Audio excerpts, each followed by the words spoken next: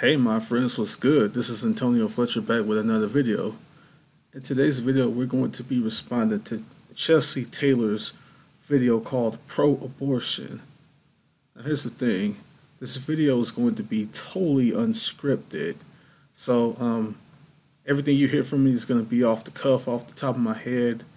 But before we start, I want to give her props for being honest. Her video was titled Pro-Abortion. Not too many people who call themselves pro-choice will outright admit something like that, so I do give her credit for that. But without further ado, let's jump right in.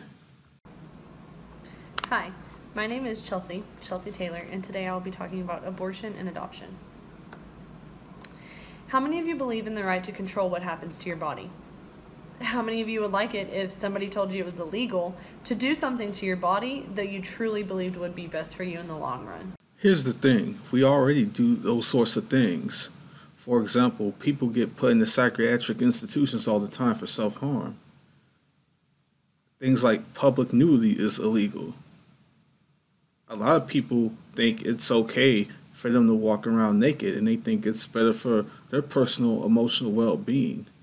But in many westernized countries in public nudity is illegal. So there's many times to where we are told what we can and can't do with our bodies. I wonder if she's taking that into consideration. What if you were prohibited, not allowed, to do something that would help yourself or doing what you thought was best? As I just said, that happens all the time anyway. I have a few quotes about abortion. It's really easy to say you're 100% against abortion when you'll never have to make that decision. Against abortion? Don't have one. Well, on the other side of that, we could easily say it's easy to support legal abortion when you're not the one being killed. But of course, a lot of pro-choicers will try to dismiss that by saying that if you don't know, you're not going to know. So what's the big deal? But just because you don't know something doesn't make it right. I mean, someone in a coma may not know that somebody's doing something messed up to them, but it doesn't make that right? Of course not. So the inability to know something that's happening to you doesn't make the action, forced upon you justified. And also, she talks about she says don't like abortion, don't have one. Well, that's just ridiculous reasoning. We could say don't like rape, don't rape people. Don't like murder, don't murder people. Don't like death, don't steal. That's really ridiculous reasoning. The only way she can make that sort of reasoning work is if she could find a way to make abortion some morally neutral thing, which she hasn't proven at all. So turn it into some don't like type of choice, as if it's like no different than choosing to eat fish or steak for dinner. It's just a ridiculous argument. But I could also say don't like pregnancy, don't get pregnant. But I wonder how many pro-choicers would get triggered by that. I think that's a very interesting thing to tell them. Margaret Sanger once said, "No woman can call herself free who does not control her own body." My friends, I've always found it quite interesting pro-choicers like her equate the option to get a legal abortion with freedom. I mean, here's the thing.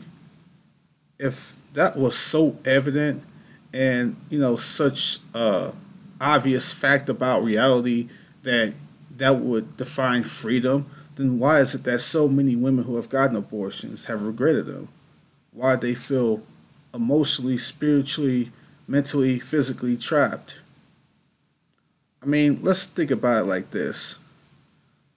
In the United States and other westernized countries, we have the right to free speech. Where have you ever where have you ever heard of someone who said that when they actually exercised their right to free speech, that they felt trapped in some way, emotionally, physically, spiritually, mentally, what have you? You just don't hear that often, if ever often, or if ever at all. But for some reason, when a lot of women have gotten an abortion, they felt trapped in all these sorts of ways. Obviously, not all women who have gotten abortions feel that way or at least claimed openly they felt that way anyway. But a lot of women have. So if abortion is this thing that equates with freedom, then why in the world would so many women feel trapped when they did get one? I mean, I just don't see the connection she's making. And on top of that, why does just the ability to get an abortion means that you're free? That's just like saying there are certain drugs which are very harmful and illegal. So those drugs have to be legalized and people be able to seek them and use them and be able to harm themselves just so they can be free? What kind of argument is that? Every sort of harmful drug that's illegal should be legalized by that argument. That doesn't make any sense to me. So this argument she's making, equating the legal access to abortion with freedom, I'm not getting the connection, but I guess everybody has their subjective idea of what freedom is. And Kathleen Hanna once said, in 1985, I was living with my sister in Virginia. And since I was still in high school, I worked at McDonald's to save up money to have an abortion. It sounds really terrible, but it was the best decision I ever made. It was the first time I took responsibility for my actions. I messed up, I had sex without contraception, and I got pregnant at 15. This is where we've come to in society, my friends. Just equating anything with responsibility. You can kill your own child and it gets equated with responsibility. But that's just a product of the moral relativism which has poisoned our society and in turn bitter into sweet and sweet into bitter. So killing your child makes you responsible. Yep, it's really, really sad. But as I said earlier, a lot of women who have gotten abortions, didn't feel that it was the best decision they made. In fact, they felt it was the worst decision they made. And many women felt like they was lied to about it. So there must be something very, very amiss here. If for some reason, at least the vast majority to the totality of women don't capture the same feeling. Like I said, stuff like when you look at the right to free speech, you don't really see anybody thinking that that's a bad thing when they actually exercise it. But for some reason, when you're free to get an abortion, that seems to be a little different. There's something not right about what pro-choicers are telling women. And people like me intend to expose these people. And I continue to, as long as God puts breath in my lungs or allows me to continue to breathe every day, I will continue to expose this evil, which is abortion and these lies.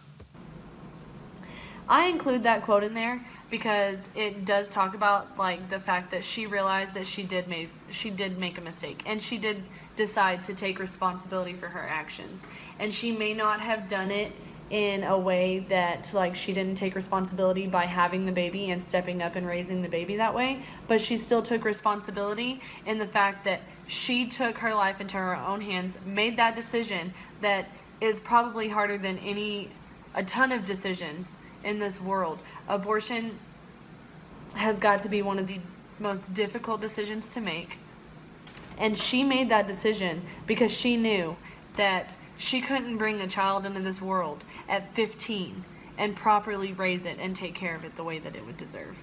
This is another pro-choice argument I've always found interesting.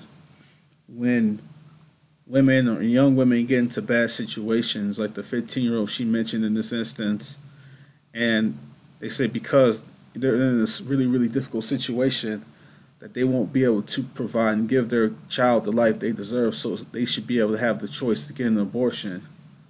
But basically what's going on here, if we're being real, is they're basically telling these women that, no, you're not strong enough, you're not powerful enough, you're not going to be able to get through this situation without having to sacrifice your child.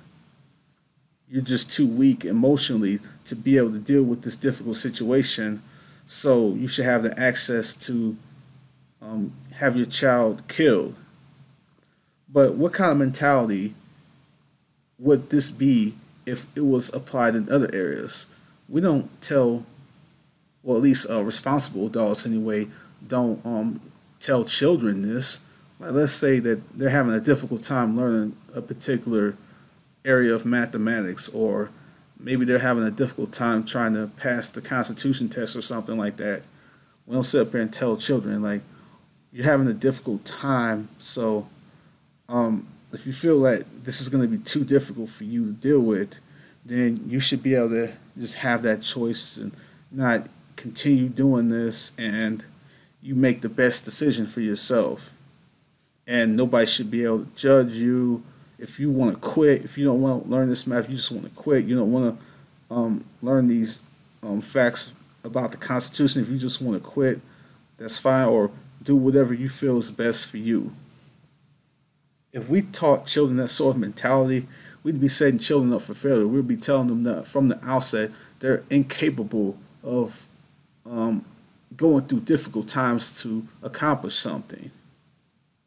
Stuff is going to be difficult in many areas, but difficulty is not an excuse to quit.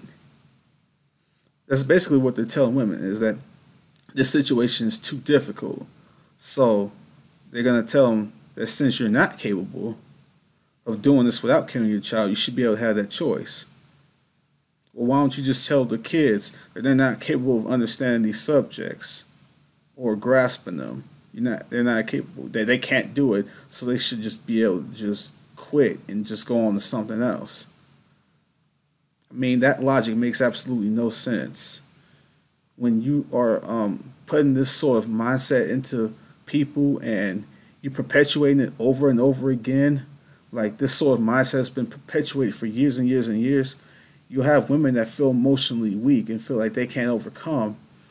And then a lot of women who have this mindset built into them, they go get the abortion and then later on realize that they regretted what they did and it's too late.